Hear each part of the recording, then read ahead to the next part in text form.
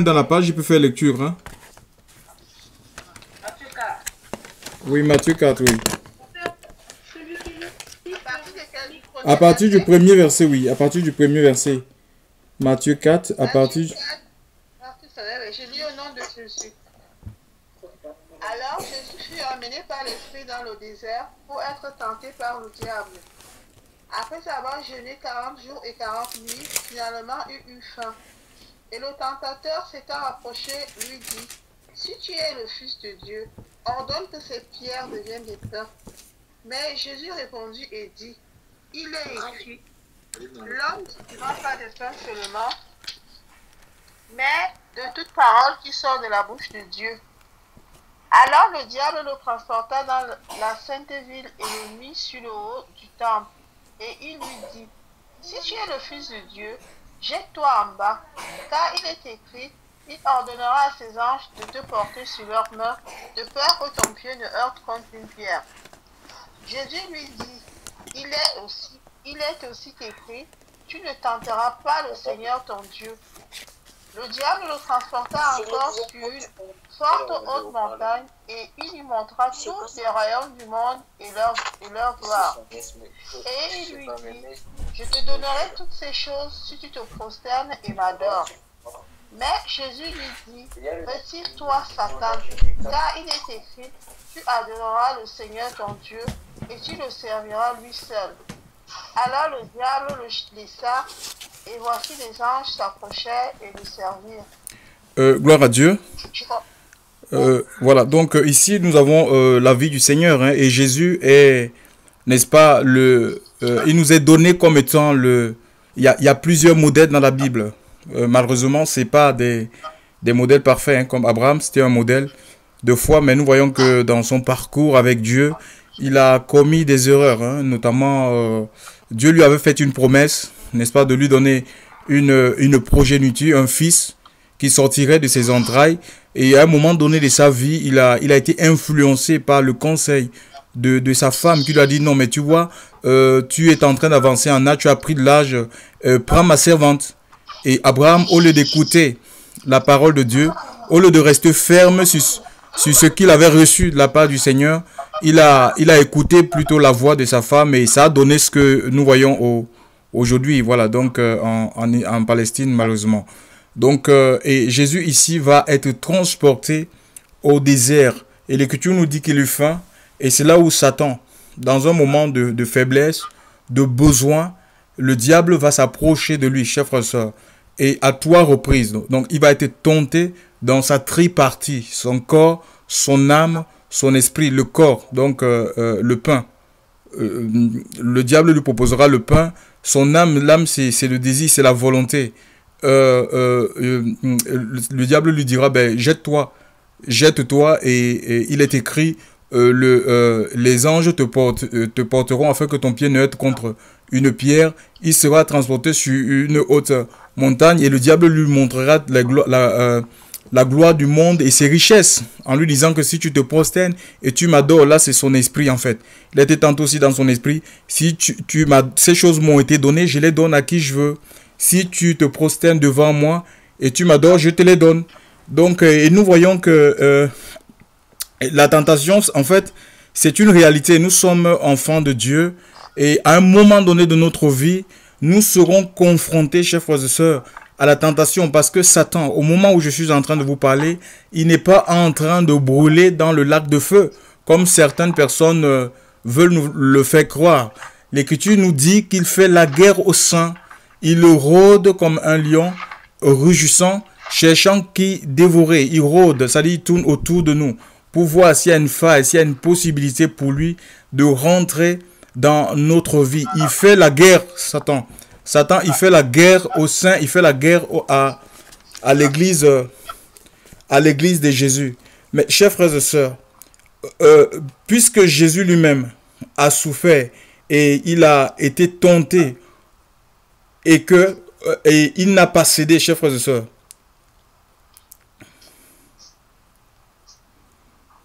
Ça veut dire qu'il peut secourir, chers frères et sœurs. Il est capable de secourir ceux qui sont tentés, c'est-à-dire les enfants de Dieu qui sont tentés aujourd'hui au moment où je suis en train de vous parler, à condition que nous, enfants de Dieu, nous regardions à lui, chers frères et sœurs. Si nous regardions au Seigneur, il va nous donner la force, la capacité de surmonter la tentation. La Bible dit dans le livre de 1 Corinthiens chapitre 10 au verset 13 que aucune tentation ne vous est éprouvée qui n'ait été une tentation humaine. On ne peut pas dire c'est au-dessus de moi, non. Et Dieu qui est fidèle, alléluia, il s'appelle fidèle et véritable, Apocalypse 19, ne permettra jamais, chers frères et sœurs, que nous soyons tentés au-delà de notre force. Mais avec la tentation, même si ça peut arriver, chers frères et sœurs, mais Dieu va préparer aussi un moyen de nous en sortir. Donc, maintenant, il faut pas, il y a des gens qui jouent avec le feu. Ils vont se mettre eux-mêmes dans la gueule du lion, soit disant que le Christ existe. On ne peut pas nous-mêmes aller nous jeter dans la tentation ou chercher la tentation sous prétexte que le Seigneur va nous proposer. Non, la tentation viendra. Alléluia. Tout ce que nous avons à faire, c'est de rester attachés au Seigneur, c'est de rester dans les mains de Christ. Donc nous allons voir un peu, étudier un peu sur les différents types de tentations que le Seigneur a pu connaître. Notamment, le diable va se présenter à lui en lui disant, tu peux relire Matthieu 4. Amen. Matthieu 4. Je lis au nom de Jésus. Alors, Jésus fut amené par l'Esprit dans le désert pour être tenté par le diable. Après avoir jeûné 40 jours et 40 nuits, finalement eut faim. Oui, attends, je vais un peu m'arrêter dans... ma soeur, attends, je vais un peu m'arrêter. Je m'arrête un peu un seul instant dans le jeûne. Jésus a jeûné, Jésus homme. C'était un homme. L'Écriture nous dit que pendant 40 jours, il a jeûné. Mais ici, Dieu n'est pas en train de nous dire, il n'est jamais prescrit quelque part le nombre de jours auxquels nous devons jeûner.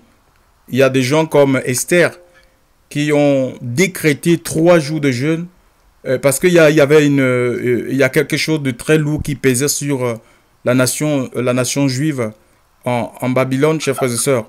Et le peuple va suivre. Il y a eu des jeûnes dans la Bible que quand nous lisons aussi le livre de Jonas, Ninive. Donc cette ville de 120 000 habitants, quand Jonas est allé prêcher la repentance dans cette ville, et la ville, pour s'humilier devant Dieu, ils ont pris un jeûne au point où les bébés et les animaux étaient soumis au jeûne. Les bébés et les animaux, personne ne mangeait, personne ne buvait de l'eau. Bon, aujourd'hui on entend certaines personnes disent que bon, ils parlent du jeûne il y a le jeûne, quand on jeûne, on parle de différents styles de jeûne. Moi, je ne les ai pas vus dans la Bible. En prenant exemple de ces trois, là, Shadrach, Meshach, Abednego et Daniel en Babylone, qui étaient dans le palais du roi, et le roi les avait voulait que ce peuple se souille en mangeant les mets qui étaient sacrifiés, des viandes qui étaient sacrifiées aux idoles. Ils ont refusé et ils ont refusé de manger ces mets et ils ont demandé pour eux de manger, on appelle ça comment, vous pouvez m'aider s'il vous plaît? Ils avaient demandé de manger quoi? De manger, d'avoir une alimentation végétarienne. Et ce n'était pas un jeûne. Ils ont demandé à manger végétarien tout simplement. C'était pas jeûne. Et nous voyons plus tard, il y aura le Nebuchadnezzar par rapport au songe qu'il avait eu, cette grande statuette qu'il avait vue. Et Daniel va prendre un jeûne de 3 jours. Il va chercher la face du Seigneur. Et il va inciter même ses amis à se tenir devant la face de Dieu pour trouver... parce que le roi ne se souvenait pas de son songe. Il avait décidé de tuer tous les gens qui travaillaient dans sa cour si on ne le disait pas. Et le songe et l'explication du songe. Donc nous voyons que Daniel va avoir recours au jeûne. Donc maintenant, alors moi je ne comprends pas de qui sommes-nous disciples. Si Jésus lui-même a jeûné, Jésus a prêché sur le jeûne. Il a pratiqué le jeûne. Il a incité ses disciples à jeûner. Nous voyons à un niveau où il y a un père qui avait amené son fils qui était lunatique et les disciples vont essayer de chasser le démon sur cet enfant, mais le démon ne partira pas. Ce père se tournera vers le Seigneur en lui disant, mais j'ai demandé à tes disciples de délivrer mon fils, ils n'ont pas pu. Et Jésus va dire, mais jusqu'à quand est-ce que je vous supporterai, race incrédule? Il a chassé l'esprit en leur disant que ces sortes de démons ne sortent que par le jeûne et la prière. C'est valable aussi pour certaines situations dans nos vies, chers frères et sœurs. Si nous voulons voir certaines situations se débloquer dans nos vies, je crois que c'est peut-être un exercice qu'il nous faut pratiquer. Ça fait partie des exercices spirituels, chers frères et sœurs. Donc maintenant, je reviens et je suis toujours dans le jeûne. Hein. Jésus, les disciples de Jean-Baptiste, hein, les disciples de Jean-Baptiste vont poser la question à Jésus en lui disant, mais pourquoi est-ce que dans Matthieu chapitre 9, verset 14, les disciples de Jean vont dire à Jésus, ils iront vers Jésus en lui disant, mais pourquoi nous, les disciples de Jean pourquoi nous, les disciples de Jean et les pharisiens, jeûnons souvent et les tiens ne jeûnent pas? Jésus va leur dire, mais pourquoi est-ce que les amis de l'époux vont s'affliger quand l'époux est avec eux? Quand l'époux leur sera enlevé, ils jeûneront. Il dit, quand l'époux leur sera enlevé, ils jeûneront. C'est le verset 16. Ça veut dire que quoi? Ça veut dire que Jésus nous a été enlevé, hein, il y a plus de 2016 ans. Jésus n'est pas là, donc ça veut dire que quoi? Oui, 2016 ans, oui. Ça veut dire que quoi? Ça veut dire que il nous faut rentrer dans le jeûne, chers frères et sœurs. Il y a certaines victoires que nous obtenons que parce que nous avons jeûné. Nous voulons voir les membres de nos familles se tourner. On dit, ah, ils sont incrédules. Oui, peut-être les démons d'incrédulité ne peuvent partir de ta famille.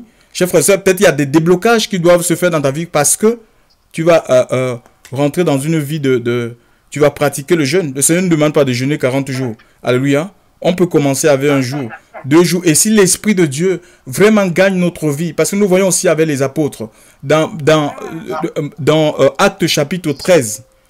Est-ce que quelqu'un lit Actes chapitre 13? Actes chapitre 13. Oui, Actes chapitre 13. Verset 1, 2, 3.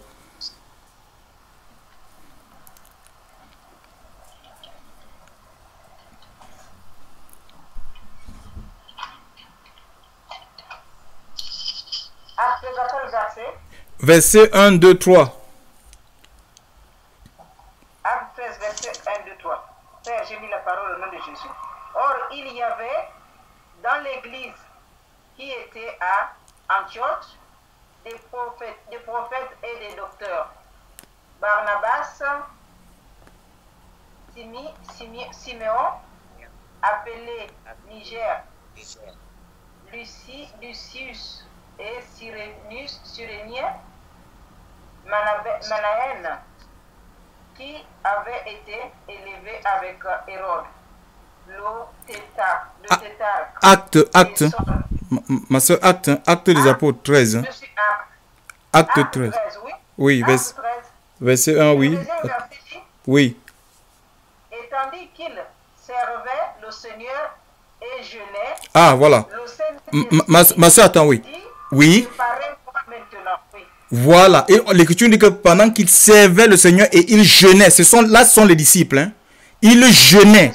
Donc le jeûne, c'est une réalité. Si on est disciple du Seigneur, puisque ils ont appris de Jésus. Donc ils jeûnaient et le Saint-Esprit va dire, Dieu va parler par prophétie, que mettez-moi à part Paul et Barnabas pour... Ma soeur, tu peux continuer, oui. Donc il dit, séparez-moi maintenant Barnabas et Saul pour l'œuvre à laquelle je les ai appelés. Ah voilà, donc ça veut dire que quelque part, Dieu peut nous parler à travers le jeûne, la prière. Nous pouvons, il y a une possibilité que le Seigneur nous donne un éclairage. Parce qu'on peut être dans un brouillard, on est là, on ne sait pas trop. Prier, ça ne suffit pas, chers frères et sœurs. À un moment donné, il faudrait que nous joignions à la prière, le jeûne, pour espérer entendre Dieu nous parler, nous donner une directive, une précision sur quelque chose. Hein? Il y a beaucoup d'enfants de Dieu qui ne jeûnent pas. Mais ils sont dans les plaintes, ils sont dans les lamentations. Et c'est plus le temps où, chers frères et sœurs, les hommes de Dieu vont gêner à votre place. C'est chacun qui doit construire sa relation, son intimité. C'est chacun qui doit développer sa relation avec le Seigneur. Si il veut effectivement rentrer dans les œuvres que le Seigneur a préparées, Donc voilà, il jeûnait, il servait Dieu dans le jeûne de la prière. Et Jésus va enseigner dans Matthieu 6. Quelqu'un peut lire Matthieu 6, s'il vous plaît. Matthieu 6, à partir du verset 16.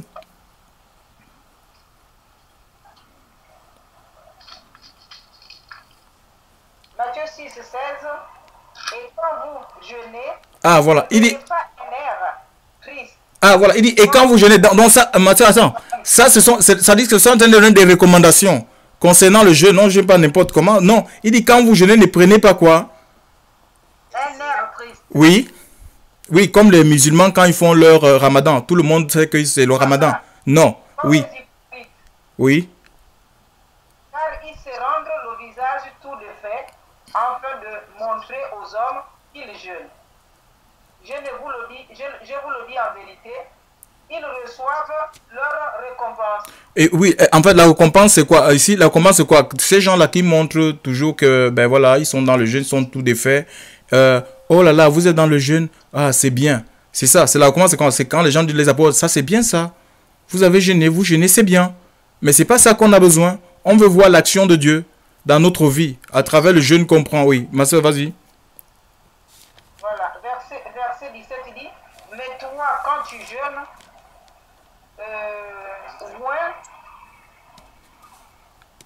oins ta tête et lave ton visage. Oui. Afin qu'il ne paraisse pas aux hommes que tu jeûnes. Oui. Mais à ton Père qui est présent dans les lieux secrets. Et ton Père qui te voit dans ton lieu secret te récompensera publiquement. Ah, gloire à Dieu. Donc, le Seigneur nous demande de nous laver, de nous parfumer. Ça veut dire que, ben, aussi, effectivement, de nous habiller comme il faut. de nous habiller correctement. Donc, quand tu prends le jeûne, c'est pas essayer de s'enfermer. De s'enfermer, dire non, je veux voir personne, machin, il faut. Non, non, tu peux aller. Quand on se parfume, c'est pour soit recevoir du monde ou. Ben, Aussi. ah, voilà. Ou alors, ça veut dire qu'on peut travailler étant dans le jeûne. Vous voyez? Avoir la joie dans le corps avec les autres. Voilà, donc c'est comme ça en fait. Donc c'est écrit, donc c'est pas de s'enfermer. On peut être en activité étant dans le jeûne. On peut aller faire les courses étant dans le jeûne, chers frères et sœurs. Voilà, donc et c'est une réalité. Le Seigneur a parlé. Le Seigneur a parlé du jeûne, chers frères et sœurs. C'est un exercice qui est trop écarté. Et les gens, ils se plaignent. Oh, je ne vois rien dans ma vie. Le Seigneur n'agit pas dans ma vie. Ce n'est pas parce que le Seigneur a tout accompli que tout accompli, je ne sais pas, comme par un coup de baguette dans notre vie, chers frères et sœurs. Nous devons rentrer dans l'accomplissement en obéissant en observant les commandements. Enseignez-les à observer tout ce que je vous ai prescrit. En observant ce qui, en pratiquant en fait les prescriptions du Seigneur, chers frères et sœurs, sans écarter certains et dire ça ne m'arrange pas. On ne passe pas les coups de ciseaux dans certains passages de la Bible qui ne nous arrangent pas, chers frères et sœurs, parce qu'on a appelé à grandir dans notre relation avec effectivement avec le Seigneur. Si Jésus a jeûné, les apôtres avant nous ont jeûné, nous marchons. L'Église est édifiée d'après Éphésiens chapitre Éphésiens 2, verset 20, l'Église est édifiée sur le fondement des apôtres et des prophètes, Jésus étant la pierre angulaire. L'Église, elle est construite en fait, elle est construite sur le fondement des apôtres et des prophètes dans les enseignements. Hein. Quand on parle des fondements, ce sont les enseignements des apôtres et des prophètes, Jésus, lui, étant la pierre de fondation. Donc, si lui, la pierre de fondation, a pratiqué le jeûne, chers frères et sœurs, nous devons jeûner. Nous devons jeûner. Pourquoi? Parce que il peut arriver dans notre vie que il peut y avoir une crise. Hein. Il peut y avoir la crise. Imagine un peu s'il y a une crise où il n'y a plus à manger. Si tu n'as pas habitué ton estomac, chers frères et sœurs, peut-être tu vas manger tes enfants. Tu vois? Est-ce que le jeûne, c'est seulement le manger et le boire? C'est le manger et le boire. Oui, mais c'est le manger et le boire. Il a eu faim. Il n'y a pas... Moi, j'ai vu quelque part aussi que le jeûne, ce n'est pas seulement le fait de ne pas manger, pas boire. Mais... On peut jeûner. Je sais plus où j'ai vu ça. Hein. Oui, mais après... Il y a très longtemps, qu'on peut très bien, par exemple, quelque chose que, si par exemple, c'est pas que le manger, le boire, ça peut être aussi quelque chose. Non, mais ma soeur, il faut qu'on... Excusez-moi, ma soeur, nous devons rester... Non, de savoir ce qu'il t'a dit. Mais tu passes à côté de la plaque. Bien sûr. Que l'esprit te parle. Bien sûr. Mais l'esprit ne peut pas nous parler des choses qui sont déjà écrites. Ma soeur, Deutéronome 29, verset 29 dit... Deutéronome, mais ma soeur, lit Deutéronome 29, verset 29. Donc, il y a des gens comme ça qui pensent comme ça, qui disent si l'esprit ne me demande pas de prier, je ne prie pas. Si l'esprit ne me demande pas d'aller dans un rassemblement où on sait qu'on a besoin d'être édifié, les apôtres se rassemblent, il y a où la communion fraternelle. Ils se coupent de la communion fraternelle, mais la communion fraternelle, c'est prescrit dans la Bible. On a besoin de l'église, on ne peut pas vivre l'église dans... N'importe quoi. Après, ça devient n'importe quoi. On peut pas vivre sa foi seul dans son coin, puisque l'église c'est comme les membres du corps. Je ne sais pas comment si un membre est coupé du corps, je ne sais pas comment le membre là va recevoir la vie. Chers frères et sœurs, c'est un ensemble, donc c'est deux personnes. La communion fraternelle, ça commence avec deux personnes. Ça veut dire que si vous êtes deux dans un coin, oui, voilà, il faut se retrouver. Il faut se retrouver pour partager. Parce que si tu as reçu des choses, ce n'est pas pour toi en fait. C'est pour l'autre. C'est pour bénir l'autre. C'est un échange. C'est un partage. C'est comme ça en fait. Moi, je dois être... Le Seigneur me veut seul à ses pieds. Non, c'est complètement faux. C'est pas biblique ça. Ou si l'esprit ne me demande pas de me réconcilier, je ne me réconcilie pas. C'est le mensonge. Nous avons reçu le ministère de la réconciliation. Comment tu vas dire que je vais d'abord prier pour savoir si je dois me réconcilier alors que tu sais que tu as un problème avec quelqu'un. Il y a une faute, effectivement. Vous voyez comment on peut être complètement aveuglé alors que tout est mentionné dans la Bible, quoi. Oui, il y a des choses qui sont dites dans la Bible, on les pratique et maintenant, il peut arriver que spécifiquement, le Seigneur nous donne des orientations par rapport aux jeunes, chers frères et sœurs, et autre chose. Et on suit tout simplement la voie de l'esprit, c'est tout. Oui, ma soeur, tu peux lire Deutéronome 29, verset 29, s'il te plaît. 26, 29. Non, 29, 29. Deutéronome 29, verset 29. D'accord.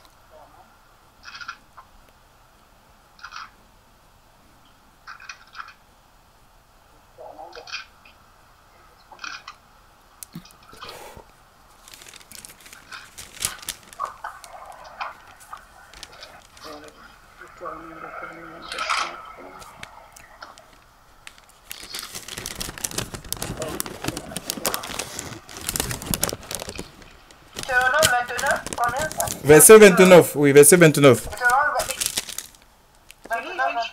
29, 29, oui. Seigneur, sois béni. Les choses cachées sont à Yahweh, oui, notre Dieu.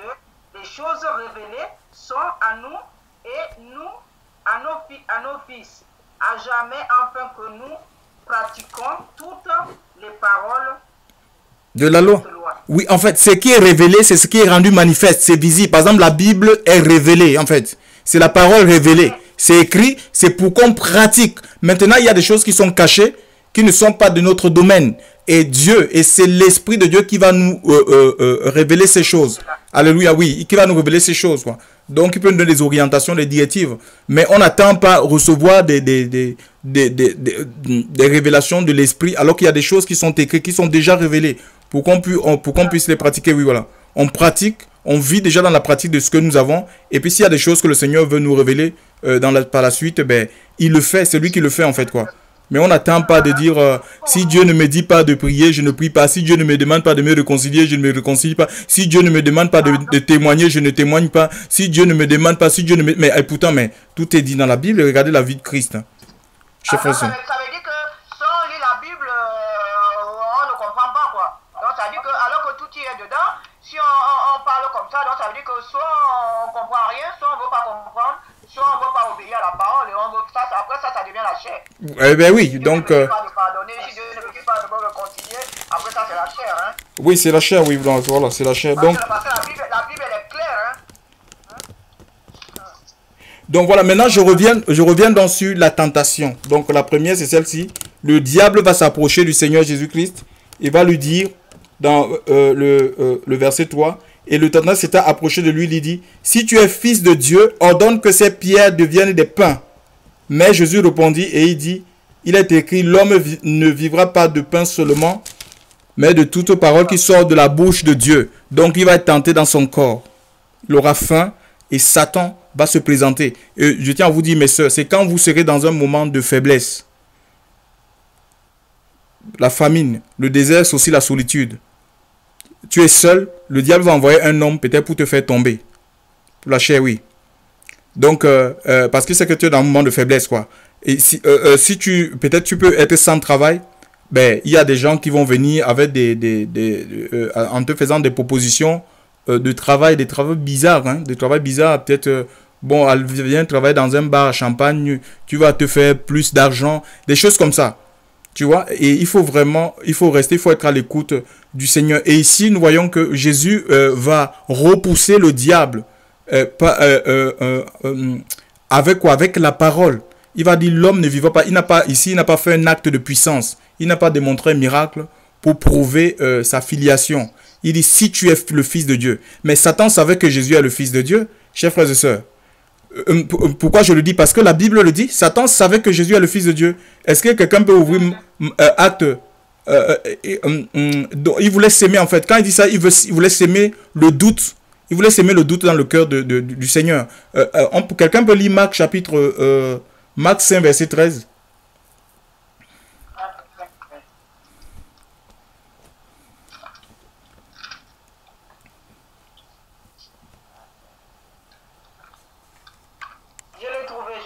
Oui, vas-y, oui. Seigneur soit béni. Et aussitôt, Jésus leur permit. Hein? Oui. Et aussitôt, Jésus leur permit. Non, lis le verset 10. 10. Et il le priait immédiatement de ne pas les envoyer hors de cette contrée.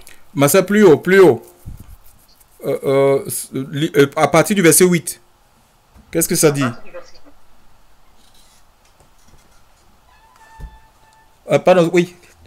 Non, c'est le verset 7. Marc 5, verset 7. Le verset 7, oui.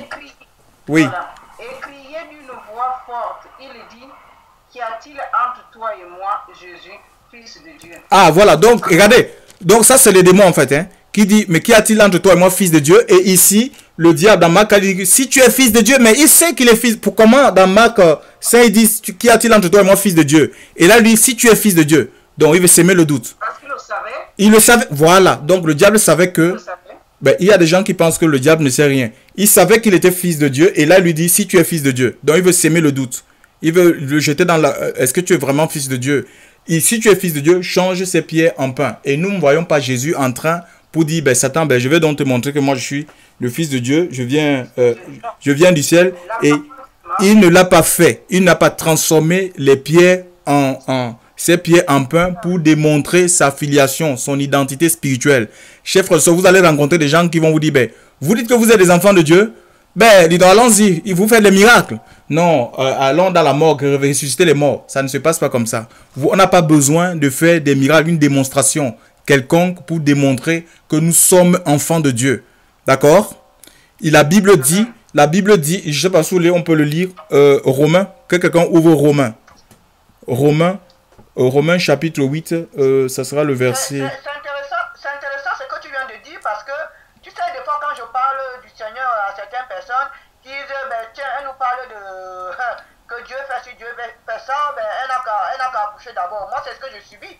Ce qui fait que des fois, j'ai même plus envie d'en parler, tu vois. Et ça, je crois que c'est une erreur de ma part. Eh ben oui. Bah, allons-y, Romains 8, verset 16, s'il vous plaît.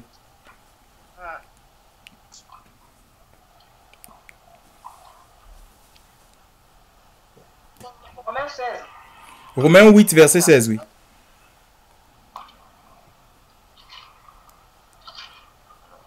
Romains 8, verset 16. Ah, je lis. Oui.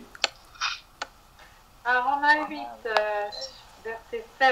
Car l'Esprit lui-même rend témoignage à notre esprit que nous sommes enfants de Dieu. Ah, voilà, donc ça veut dire que le témoignage de l'Esprit avant celui des hommes.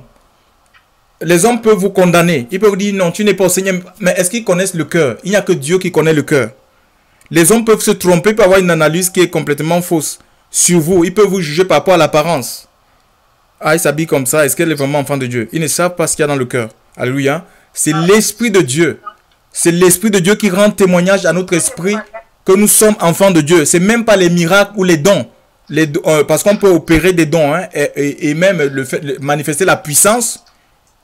Mais le fait de manifester la puissance, les miracles ne veut pas forcément dire que nous sommes...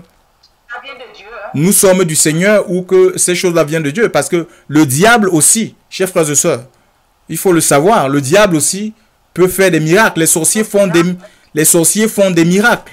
Alléluia. Mais Satan peut opérer dans tous les domaines, chers frères et sœurs. J'ai dit tous les domaines. Que ce soit les paroles de connaissance, les dons de vision, les prophéties. Le diable peut opérer dans ces domaines, même les miracles, les guérisons. Satan peut guérir une personne si la guérison, cette guérison peut servir pour son royaume, pour son intérêt. Il va le faire. Donc les miracles, Satan les opère. Regardez l'histoire de comment il s'appelle? Moïse. Quand Moïse est allé devant Pharaon, chers frères et sœurs, dans le livre de Exode 7, Dieu va dire à Moïse, va avertir Moïse en disant que le Pharaon vous demandera de faire un miracle. Donc ça veut dire que Pharaon était habitué, c'était quelqu'un qui croyait à plusieurs divinités et il avait l'habitude d'opérer, il était entouré des sorciers, des grands magiciens, chers frères et sœurs, et il était habitué à voir des miracles, à opérer des miracles. Et nous le voyons quand Moïse s'est présenté, s'est pointé devant Pharaon en disant que laisse aller mon pays. Il dit mais qui est ce Dieu pour que je laisse aller l'hébreu? Il va demander à ce qu'il opère le miracle. Il voulait voir de quoi ce Dieu était capable. Et Moïse va jeter le bâton. Ils vont prendre le bâton, ils vont le jeter et ce bâton sera transformé en serpent. Mais les magiciens de Pharaon, ils vont faire la même chose, non? Ils ont fait la même chose, non? Ils ont pris leurs bâtons et ils ont jeté par terre. Ils avaient plusieurs bâtons, ils les ont jetés par terre. Ça s'est transformé aussi en serpent. Et Moïse va prendre son bâton, il va le placer sur le Nil. Le Nil va devenir rouge. Donc l'eau du Nil va devenir rouge. C'était le deuxième miracle. Les magiciens de Pharaon vont faire la même chose. Ils vont changer, ils vont transformer l'eau. L'eau va devenir... ils vont aussi changer l'eau. L'eau deviendra rouge. Ils vont faire le même miracle. Le troisième miracle, ça sera des grenouilles qui sortiront du fleuve, des rivières et tout ça pour rentrer dans les maisons, dans les fours, partout, chers frères et sœurs. Envahir tout l'Égypte. La référence c'est dans Exode 7, Exode 8, il faut méditer sur ça. J'ai dit que le troisième miracle, les magiciens de Pharaon feront pareil. Ils feront pareillement. Le quatrième miracle maintenant, c'était la poussière qui était changée en Exode 8, verset 15. Vous pouvez lire, s'il vous plaît. Exode 8, verset 15. Exode 8, verset 15.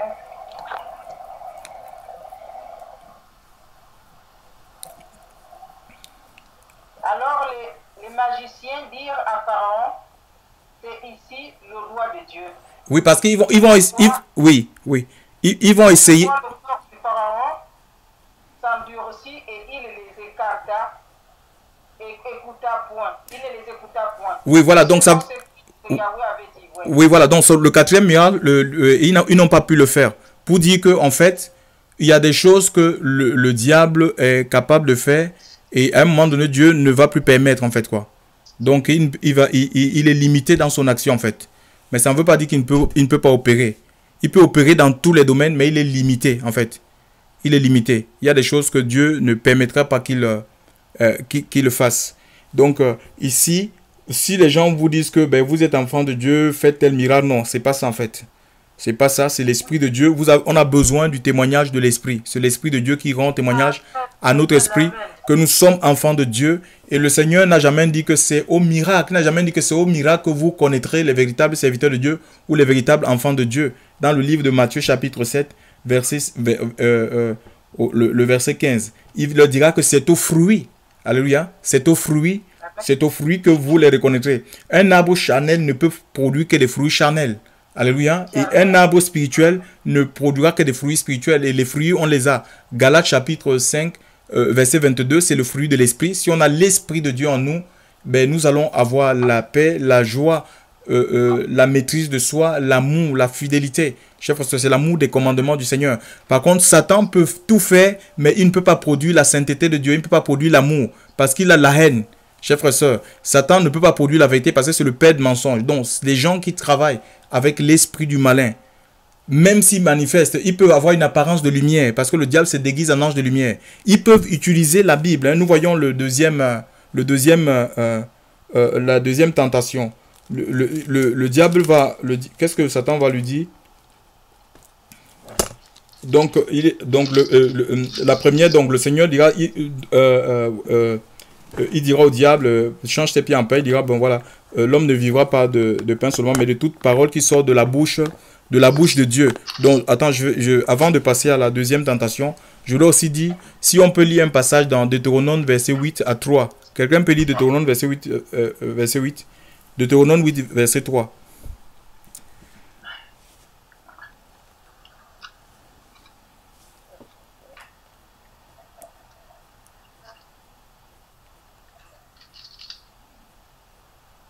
Deutéronome, quoi? 8. Deutéronome 8, verset 3, oui.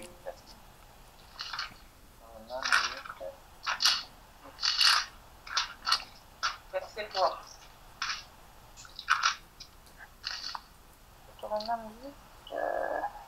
Deutéronome 8, verset 3. Il t'a donc humilié, il t'a donc laissé avoir faim, mais il t'a pas repus de manne, laquelle tu n'avais point connue, ni tes pères aussi, afin de te faire connaître que l'homme ne vivra pas de pain seulement, mais que l'homme vivra de tout ce qui sort de la bouche de Yahweh. Ah oui, donc voilà, donc le Seigneur a répondu à Satan par ce verset en fait. L'homme ne vivra pas de pain seulement. Et parfois, Dieu nous met dans le désert, ça s'appelle la solitude, la famine, pour que, en fait, pour qu'on apprenne à dépendre, pour qu'on dépende de lui, quoi, hein, qu'on ne dépende pas des choses de la terre, des choses matérielles, pour nous détacher pour qu'on n'ait pas des attaches, en fait, quoi. Et aussi pour extérioriser notre vraie nature. Parce que parfois, on dit appartenir, Seigneur, je t'ai confessé, je t'appartiens. C'est dans le désert que notre vraie nature, le doute qui est en nous, l'incrédulité même, le manque de foi qui est en nous se manifeste, en fait. Dieu veut extérioriser ça pour dire, mais regarde ton état. Regarde, tu dis que tu as confiance en moi.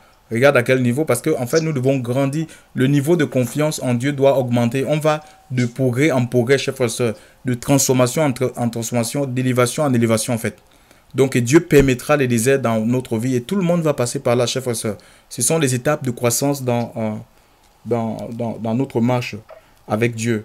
Donc, alors, le diable le transporta, le verset 5, le transporta dans la sainte ville et le mit sur le haut du temple. Donc, je tiens aussi à dire, c'est pas parce que quelqu'un a on peut avoir le travail, c'est pas parce que forcément le travail qu'on est enfant de Dieu. Certains pensent comme ça, comme ils n'ont pas de travail, ça veut dire qu'ils ne sont pas agréables au Seigneur. C'est très faux, chers frères et sœurs.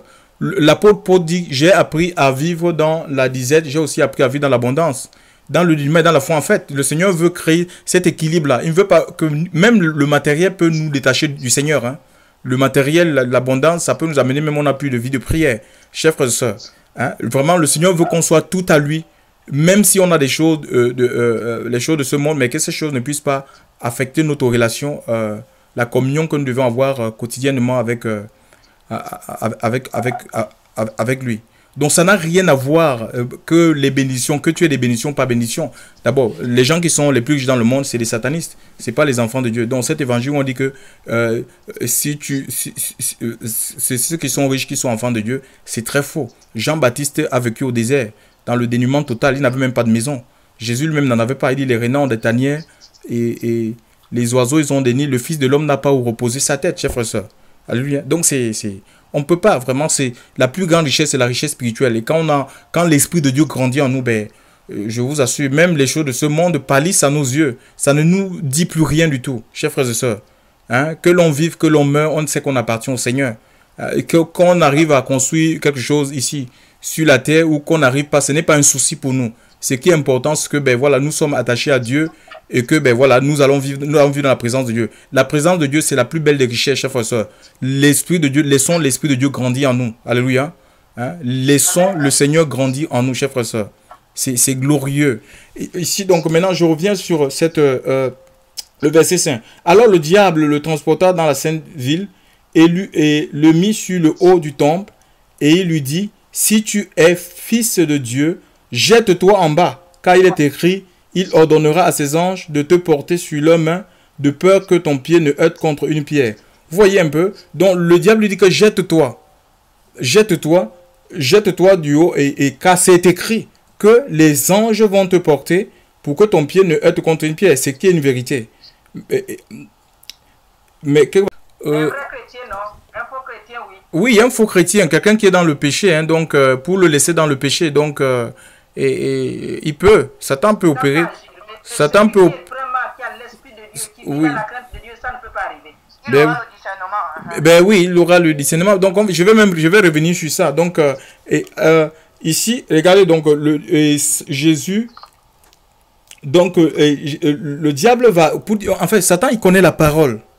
Voyez un peu, il connaît la parole, mais c'est pour servir sa cause en fait. Il utilise la parole pour éloigner les gens de Dieu. Donc c'est quelqu'un qui manipule les versets. L'Écriture nous parle c'est même des signes de la fin de temps.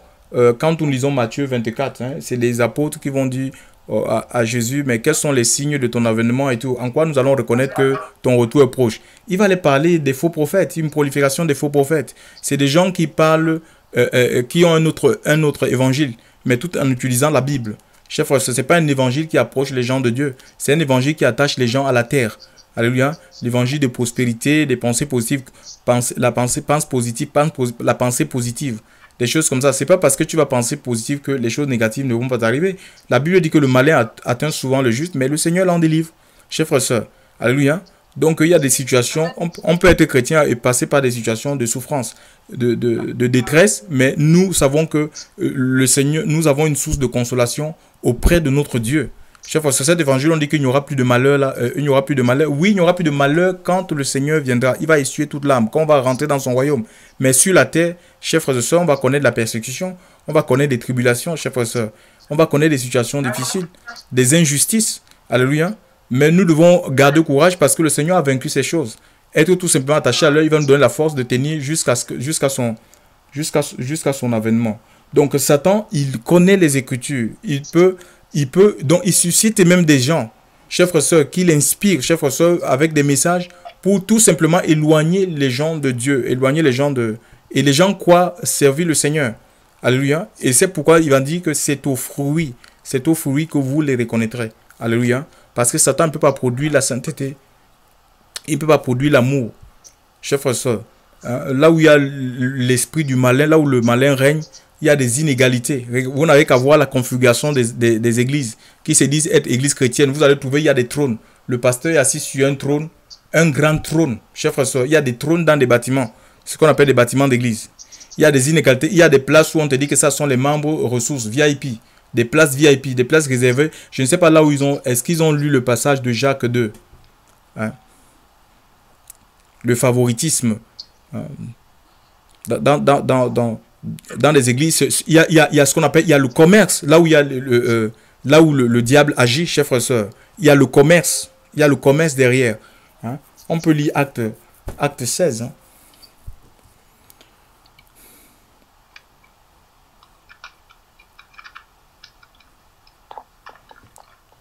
Acte 16, verset 16.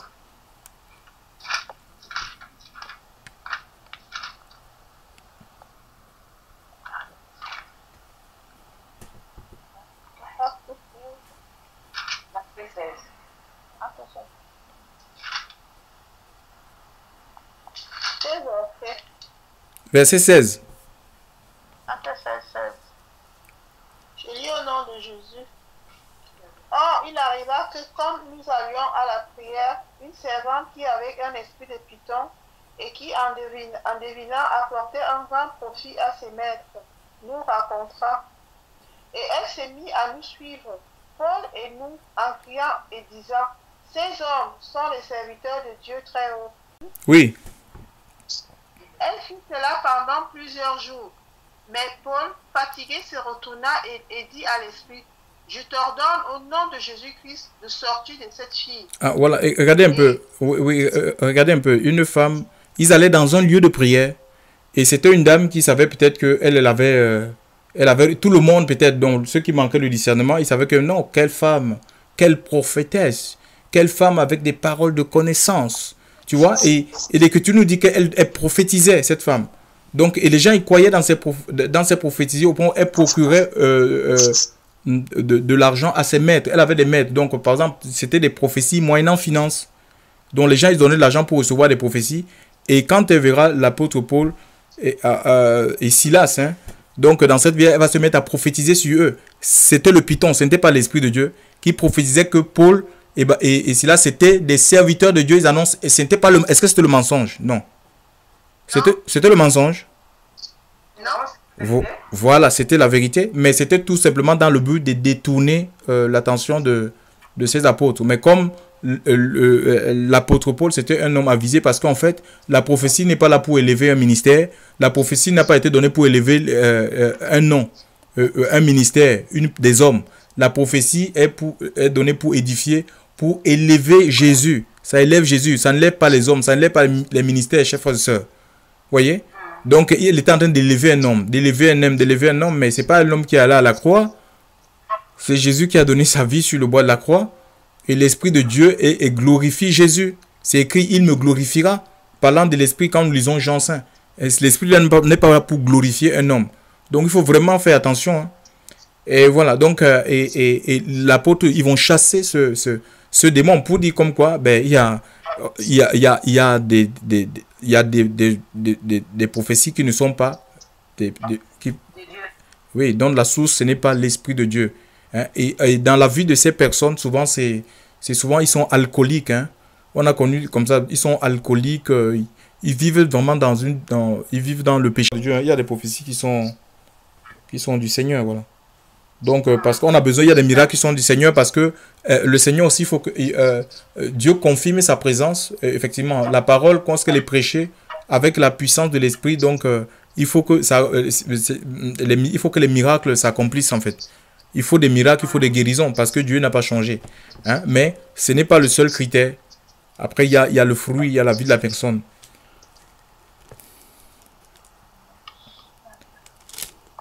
Donc, l'autre, c'est... Donc, il y a aussi... Donc, et le diable le transporta, le verset 8, encore sur une haute montagne, et lui montra tous les royaumes du monde et leur gloire. Et il lui dit, je te donnerai toutes ces choses si tu te prosternes et m'adores. Mais Jésus lui dit, retire-toi, Satan, car il est écrit, tu adoreras le Seigneur ton Dieu, et tu le serviras lui seul. Il dit, il a montré à Satan, Satan a montré à Jésus tous les royaumes de la terre et leurs richesses, en lui disant, ben, si tu te prosternes et tu m'adores, je te donne ces choses, car ces choses m'ont été données. Pour dire comme quoi, ben, la richesse, ce n'est pas un critère qui révèle qu'on marche avec Dieu. Voilà, on voit que Satan, donc le diable peut t'enrichir. Hein. Le diable peut t'enrichir. Voilà, donc il dit, si tu te poses, ces choses m'ont été données, la gloire du monde. Satan peut t'élever. Hein, et combien de personnes ils ont jeté leur manteau pour devenir riches. Hein, avec les messages comme la prospérité, le commerce, ils se sont attachés au Dieu Mammon. Chef, au lieu de servir véritablement le Seigneur. Hein? On le voit avec les faux pasteurs. Hein. Voilà, tu le serviras lui seul. Alors, le diable le laissa. Satan était fatigué, il l'a laissé. Donc parce que quoi, le diable a rencontré comme une démonstration que le Seigneur fait, alors que le Seigneur avait la puissance. Il était le Dieu fait chair. Et toute la plénitude de Dieu nous dit habiter corporellement en lui, d'après Colossiens 2:8. Mais on ne voit pas ici. Et il utilise la parole, chers frères et sœurs. Donc nous avons besoin contre les faux prophètes, les faux pasteurs, les fausses doctrines. On a besoin vraiment d'être assis, être enseigné et être assis dans les Écritures. Parce qu'en sorte que si quelqu'un vient, il y a ce genre de doctrine, les miracles n'existent plus, c'est au temps des apôtres. Il faut que nous soyons capables de dire, mais Jésus est le même, hier, aujourd'hui, éternellement. Et que voici les miracles qui accompagneront ceux qui auront cru. Tout ça, c'est bien. Mais si on ne connaît pas tous ces passages, on peut être désorienté le livre de l'homme de Dieu. C'est-à-dire qu'on a substitué la Bible au livre de l'homme de Dieu. Vous vous rendez compte? Et personne ne dit rien. Mais si on a la puissance de l'esprit, mais pas l'épée de l'esprit, il a utilisé ici l'épée de l'esprit.